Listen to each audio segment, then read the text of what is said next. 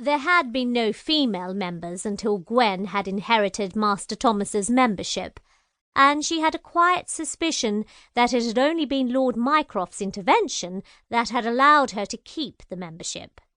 The average member of the club came to the Diogenes to get away from the wife and children, according to Master Thomas. They didn't even permit female servants within the club's walls. Even so, Gwen didn't visit very often. The club's atmosphere only appealed to a certain type of man.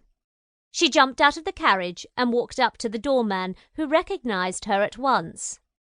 The Diogenes had no membership cards.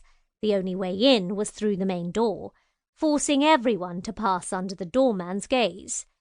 He knew everyone who was allowed into the club and would have denied entry to anyone else unless they were accompanied by a club member. The doorman nodded to her and stepped aside. Gwen nodded back and stepped into the club. Absolute silence fell as soon as the door swung closed behind her. Talking was forbidden within the club, except in a handful of isolated and heavily soundproofed rooms. Members who spoke out loud or even ate too loudly could be fined or, as a last resort, evicted from the club permanently. Very few former members were ever allowed to reapply.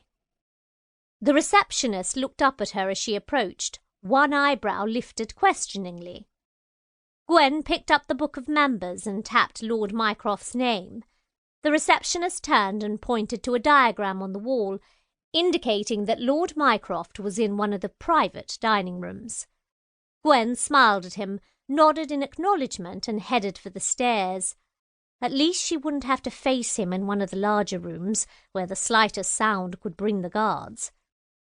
She glanced into the first floor as she walked up the stairs. A handful of chairs were scattered around, with men sitting in them reading the newspapers or a handful of heavy books. Most of them were smoking heavily, the stench making Gwen's nose twitch unpleasantly. Healers had proved that smoking tobacco was bad for human lungs, but they hadn't managed to discourage very many smokers from continuing to smoke. Gwen hadn't even tried to ban magicians from smoking. The third floor was divided into a handful of rooms, ensuring absolute privacy for the diners and their guests. Gwen smiled as a steward intercepted her before she could reach Lord Mycroft's room. She held up her card, which he read quickly, blinking in surprise. Between her suit and the darkened corridor, her femininity had simply passed unnoticed. He must be new, Gwen decided, as he took the card down the corridor. If Lord Mycroft refused to see her, the stewards would evict her with as much force as necessary. The club took very good care of its members. He returned a moment later and beckoned her forward, past a long series of closed doors to one door that had been left on the latch. Gwen opened it and stepped inside, spotting Lord Mycroft on the other side of a large table.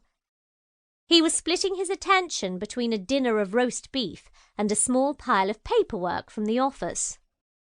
"Lady Gwen," he said, as the door clicked closed behind her. The door was locked. Only the right key could open it from the outside.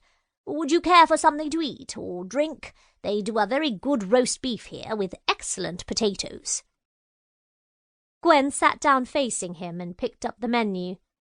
Recently there had been a fashion for Turkish food sweeping London, a reaction to Turkey's recent defeat of a French-backed revolution in Greece, but the Diogenes paid no lip service to such brief fads.